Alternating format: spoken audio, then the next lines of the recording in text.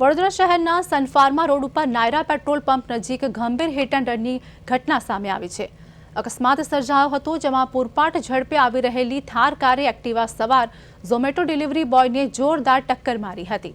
અકસ્માતમાં 28 વર્ષીય અભિષેક મોરેનું કરુણ મોત નીપજ્યું હતું।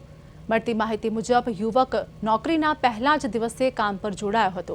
ઘટના સ્થળે હાજર લોકોએ કારમાં સવાર 3 યુવતીઓ નશાની હાલતમાં હોવાનો આક્ષેપ કર્યો હતો। તો સમગ્ર મામલે અટલાદરા પોલીસે 3 યુવતીઓની અટકાયત કરી આગળની તપાસ હાથ ધરી છે।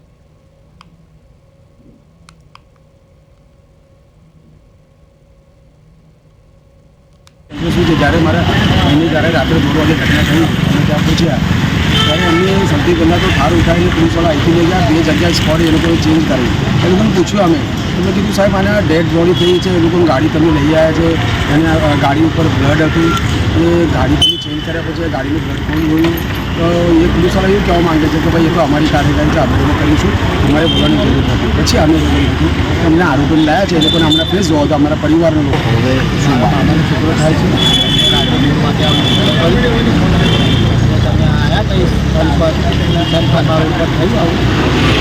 સામે થાર ગાડી હતી, એમાં 3 છોકરીઓ હતી। ત્યાં અમે ઘટના સ્થળ પર પહોંચ્યા। ત્યાં પહોંચ્યા તો ગાડી એકદમ અમારી પેલા અભિષેકની ગાડી પૂરી ઊભો થઈ ગયું હતું। આટલી જોરથી સ્પીડથી આવી ગઈ ગાડી, તેનું માથું પાછું બધું ફાટી એ લોહી પડ્યું। પણ અમે કંઈક સ્થળ પર પહોંચ્યા તો ગાડી થાર ગાડી કોઈ જે એક્સિડન્ટથી ભરાઈ ગયું તે થાર ગાડી કંઈ હતી નથી। અભિષેકે ગઈકાલથી જ નોકરી શરૂ કરી હતી, આવક મેળવવા માટે ઝોમેટોની સર્વિસ શરૂ કરી હતી। પરિવાર દિવસનું શું કહેવું છે કે દુઃખદ ઘટના છે?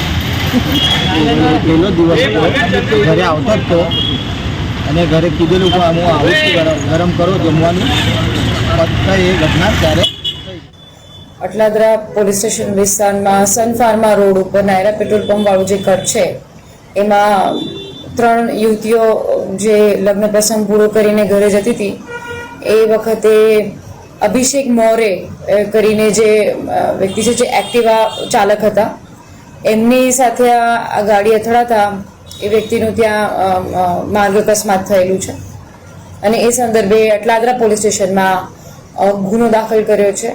આ ફેટલ એક્સિડન્ટની અંદર ગાડીમાં 3 યુવતીઓ હતી।